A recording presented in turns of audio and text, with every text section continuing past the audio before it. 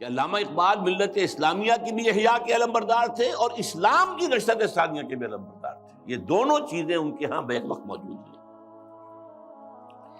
البتہ ایک بات نوٹ کر لیجئے، کوئی انسان بڑے سے بڑا مفکر ایسا نہیں ہوتا کہ ابتدا ہی سے اس کا فکر پختہ ہو. اسے منازل میں سے گزرنا ہوتا ہے. لَتَرْكَبُنَّ طَبَقًا عَنْ طَبَقٍ، درجہ بدرجہ آگے جانا ہوتا ہے. یہ معاملہ انبیاء کا ہے، رسولوں کا ہے، جن کو اول روز سے ہی اللہ تعالیٰ کے ساتھ جن کا رشتہ قائم ہوتا ہے وحی کا. لیکن غیر نبی کوئی بھی بڑے سے بڑا انسان. چنانچہ علامہ اقبال کی زندگی کے بھی 4 ادوار کا میں ذکر کرنا چاہتا ہوں. 1894-95 سے انہوں نے شعر کہنے شروع کیے ہیں یہیں شہر لاہور میں. اس سے لے کر 1905 تک یہ 10 سال لگ بھگ بنتے ہیں.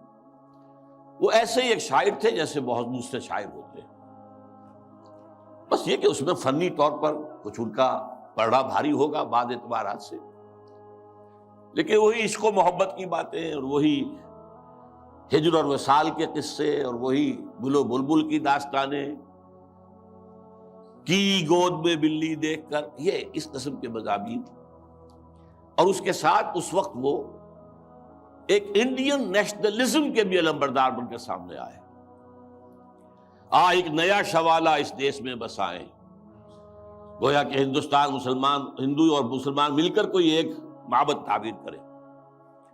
شاید یہ صدائے بازگشت تھی اکبر کے فلسفہ دین الہی کی، یا پھر اس کے بعد راجہ رام موہن رائے کا جو مجلس ایزدی تھی، برہمو سماج. ایک نیا شوالہ اس دیش میں بسا.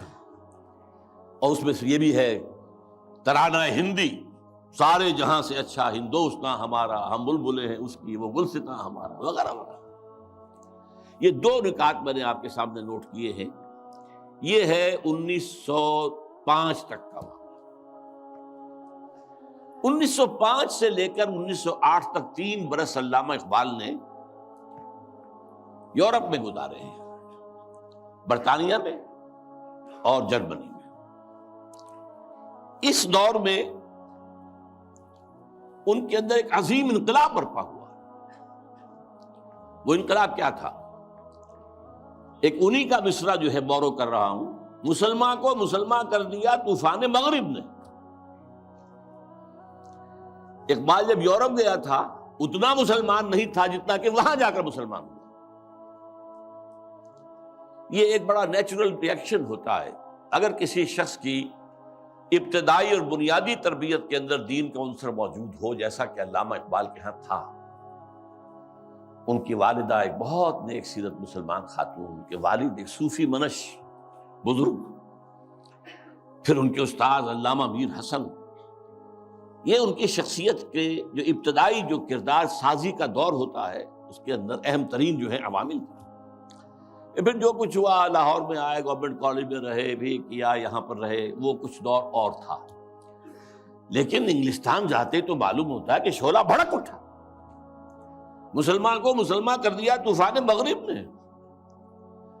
پھر وہاں کے فلسفے، فکر، نظریات، اس کا جو مطالعہ کیا تو اس میں خود اپنی کیفیت کو بیان کیا ہے کہ عذاب دانش حاضر سے باخبر ہوں میں کہ میں اس آگ میں ڈالا گیا ہوں مثل خلیل علیہ الصلوۃ والسلام. کہ جیسے حضرت ابراہیم کو نمرود کی آگ میں ڈال دیا گیا تھا، مجھے بھی اس آگ میں جھونک دیا گیا.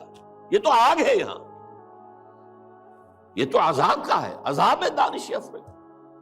لادینیت، الحاد، یہ ساری چیزیں جو ہے رگ و پے میں سرایت کیے ہوئے یہاں پر. لہذا عذاب دانش حاضر سے باخبر ہوں میں کہ میں اس آگ میں ڈالا گیا ہوں مثل خلیل. اللہ نے حضرت ابراہیم کو بھی وہاں سے زندہ و سلامت نکال لیا تھا. علامہ اقبال بھی وہاں سے جب آئے ہیں تو ایک مومن کا ذہن اور فکر لے کر آئے ہیں، مومن کا دل لے کر آئے. اس وقت کی ان کی جو ایکویٹی آف ویژن تھی اس کا اندازہ کیجئے. 1905 سے 8 تک کے حالات، اور انہوں نے مشاہدہ کر لیا تھا کہ فرنگ کی رگے جہاں پنجے یہود میں ہے، اور بھی بہت لوگ جاتے آتے تھے، انگلستان جاتے تھے، کسی نے دیکھا کہ دیکھنے والوں ہی کو دکھائی دیتا ہے، صاحب بصیرت لوگوں ہی کو. تو علامہ اقبال بہت بڑے سیر تھے، دیکھنے والے تھے. ایک تو حال کا مشاہدہ گہرا، اور ایک مستقبل کے بارے میں بھی. ان کی نگاہیں بہت تیز تھی. گاہ میری نگاہ تیز چیر گئی دل وجود. اس کے بعد سن 8 سے 1938 تک 30 برس. اب یہ ہے ان کا وہ دور جس میں اگرچہ انہوں نے شاعری کو جاری رکھا ہے، شاعری کی ہے، لیکن ساتھ ہی یہ بھی کہا ہے مرا یاراں غزل خانے شمردند، مجھے خامخواہ لوگوں نے شاعر سمجھ لیا ہے، غزل خاں سمجھ لیا ہے. اور شکوہ کیا ہے کہ ہر کسے از ظن خود شد یاد من وز درون من نجست اسرار من. میرے بہت سے دوست بنے ہوئے ہیں، عقیدت مند ہیں، آتے ہیں، سب کچھ ہے، لیکن کوئی میرے اندر جھانک کر نہیں دیکھتا کہ اس کے اندر ہے کیا، وہ کیا چیز ہے جو مجھے بے چین کیے ہوئے، اس سے کسی کو دلچسپی نہیں ہے. یہ جو دور ہے 30 برس کا، میرے نزدیک اس میں اقبال کی سب سے بڑی حیثیت یہ ہے کہ وہ قرآن مجید کا اس دور کا سب سے بڑا شارح ہے.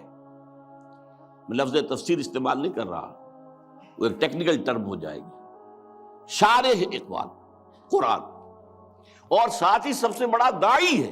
میرے علم میں نہیں ہے کہ کسی اور شخص نے اس شد و مت کے ساتھ مسلمانوں کو قرآن کی طرف دعوت دی ہو کہ لوٹو قرآن کی طرف.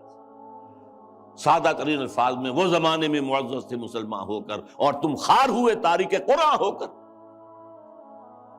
اے چو شبنم بر زمیں افتندئی در بغل داری کتاب زندئی. اے وہ قوم جو شبنم کی طرح زمین پر پڑی ہوئی ہے اور لوگ اسے اپنے قدموں سے توڑ رہے ہیں، پامال کر رہے ہیں، ہوش میں آ، تیرے پاس وہ کتاب زندہ موجود ہے.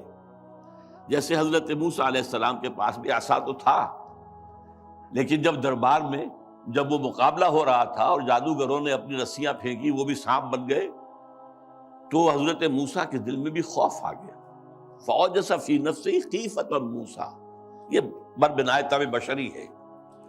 اس طرح کی چیز کا معاملہ انبیاء کی عصمت کے منافی نہیں ہے، بربنائے طبع بشری. کہ میرا معجزہ بھی تو یہی تھا نا جو اللہ نے دیا تھا، کہ میرا عصا جو ہے وہ اژدہا بن گیا، یہ تو انہوں نے سانپ بنا دیے. اب کیا ہوگا؟ تالی پٹ جائے گی. اب تو مجمع خود کہا تھا کہ جمع کرو لوگوں کو. اس وقت اللہ نے فرمایا جو تیرے ہاتھ میں اسے پھینکو، ذرا ڈالو تو صحیح، دیکھو تو صحیح، ڈرو نہیں. وہ جب ڈالا ہے اور اس نے وہ سارے ہڑپ کر لیے، اس جو بنا وہ اژدہا، وہ جو جتنی بھی بنی تھی وہ بظاہری وہ سانپ، وہ سب کے ساتھ ہڑپ کے اب سجدے میں گر پڑے ساجدوں کر. القی السحرۃ ساجدین. اسی طرح یہ امت آج اگرچہ موجود ہے، عصائے موسوی بغل میں ہے، سانپوں سے ڈر رہے ہیں.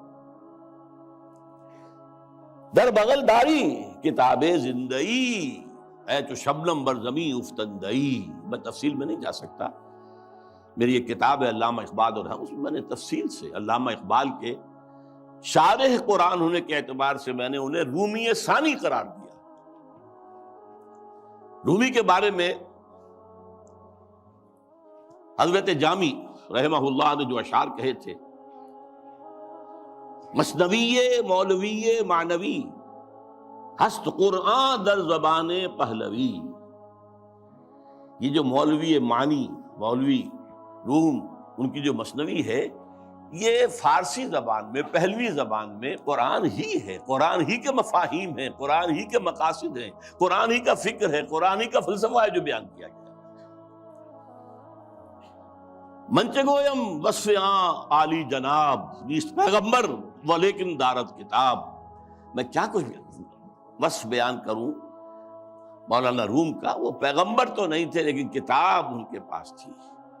کتاب جو ہے مثنوی مولوی مان. بالکل یہی بات جامی ہی کے طرح کے بہت بڑے شاعر تھے، جالندھر کے گرامی، اور انہوں نے یہ بات کہی تھی، در دیدہ مانی نگراں حضرت اقبال، پیغمبر یہ کر دو پیغمبر نہ تو آشد. جو لوگ معنی پر نگاہ رکھتے ہیں، جو لوگ صرف الفاظ کو نہیں دیکھتے، گہرائی میں جاتے ہیں، ان کے نزدیک تو حضرت اقبال کا معاملہ یہ ہے انہوں نے پیغمبری کی ہے، اگرچہ انہیں پیغمبر نہیں کہہ سکتے، معاذ اللہ ثم معاذ اللہ ثم معاذ اللہ۔ بہرحال یہ میرے نزدیک 1908 کے بعد سے لے کر ملت کے احیاء کا نعرہ، ملت کے احیاء کی نوید جاں فضا، اسلام کے نشأت ثانیہ کے دور کے آغاز کی بشارتیں بھی سنائیں، اور اس کے لیے ایک فکری مواد پیدا کیا، مغربی فکر پر تنقید کی، زوردار تنقید کی، ان کی سیاست پر تنقید کی۔ انسانی حاکمیت کہاں سے لے آئے ہو؟ سروری زیبا فقط اس ذات بے ہمتا کو ہے، حکمراں ہے ایک وہی باقی بتانے حاضری۔ حاکمیت تو صرف اللہ کو ہے، کسی کو یہ حق حاصل نہیں۔ اللہ کی حاکمیت، انسانی حاکمیت چاہے فرد واحد کی ہو، فرعون ہو، نمرود ہو، تو جتنی بڑی نجاست کا ایک بہت بڑا، یوں سمجھئے کہ بہت بڑی گانٹھ جو ہے کسی کے سر پر رکھ دی گئی ہے، ٹنوں، وہ اگر ایک ایک ماشا کر کے سب میں بانٹ دی جائے گی تب بھی تو نجاست ہی رہے گی۔ انسانی حاکمیت کا تصور جو ہے وہ نجاست ہے، وہ کفر ہے، وہ شرک ہے۔ توحید کیا ہے؟ اللہ کی حاکمیت۔ معیشت پر جو ان کا نظام ہے، جس طریقے سے انہوں نے مغربی معیشت کے تار و پود بکھیرے ہیں، جس طریقے سے کہ جو یہ بینکنگ سسٹم پر انہوں نے کہا ہے، ای ملوک ای فکر چالاک یہود، یہ بینک کیا ہیں؟ یہ یہودیوں کے دھوکہ دینے والی فکر کا نتیجہ ہے۔ نور حق السینہ آدم ربود، آدم کے دل سے، آدم کے سینے سے وہ نور حق جو ہے، وہ جو نفخت فیہ من روحی، وہ جو روحانی عنصر ہے انسان کا، جس کا محل قلب ہے، اس کو نکال باہر کیا۔ اور ذرا غور کیجئے، حیرت ہوتی ہے جذبات کی شدت۔ تا کہو بالا نہ گردہ دی نظام، دانش و تہذیب و دین سودائے خام۔ جب تک یہ بینکوں کا نظام تلپٹ نہیں کیا جاتا، جڑ سے اکھاڑ کر نہیں پھینکا جاتا، کہاں کی دانش، کہاں کی تہذیب اور کہاں کا دین؟ اندازہ کیجیے، عرض کیجیے جوہر اندیشہ کی گرمی کہاں، کچھ خیال آیا تھا، وحشت کا کہ صحرا جل اٹھا۔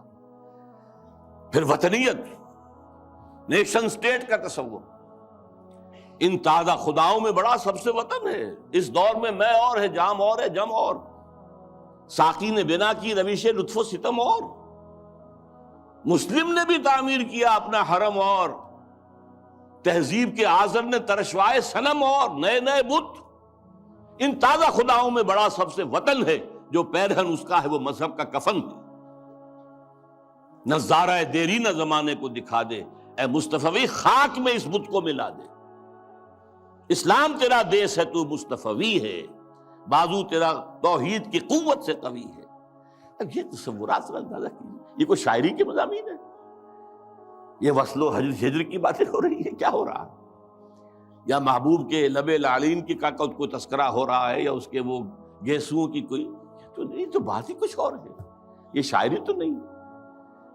نغمہ کجا و من کجا، ساز سخن بہانہ ایست، سوئے قطار می کشم ناقہ بے زمام را۔ یہ امت جو بکھر گئی ہے، یہ لوگ، فکری انتشار ہے، عملی انتشار ہے، فقہی انتشار ہے، نہ معلوم کیسے کیسے انتشار ہیں، انہیں سب کو پھر ایک لائن میں لا کر، ایک قطار میں لا کر ایک قافلے کی شکل دینا چاہتا ہوں۔ اس کے لیے میں نے اس شاعری کو اپنا ذریعہ بنایا ہے۔